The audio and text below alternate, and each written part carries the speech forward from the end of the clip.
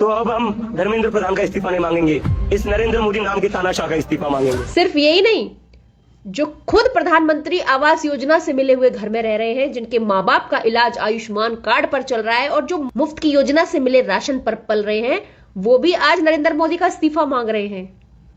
लेकिन चलो एक बार को मान लेते हैं कि नरेंद्र मोदी जी इस्तीफा दे भी देते हैं, तो फिर अगला प्रधानमंत्री कौन बनेगा? किसी दूसरी पार्टी से तो बनने से रहा, क्योंकि नरेंद्र मोदी के इस्तीफा दे देने से सरकार तो गिरेगी नहीं, क्योंकि लोकसभा में बीजेपी के पास बहुमत है। और फिर अगला प्रधानमंत्री कौन बनेगा पता है ना?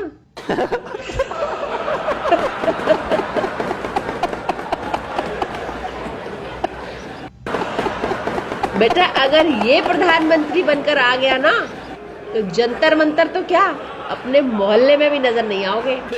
सबको उल्टा कर करके मिर्ची के छोगे लगा देगा। अभी तो फिलहाल दुआ करो कि ये प्रधानमंत्री न बन जाए। जय हिंद।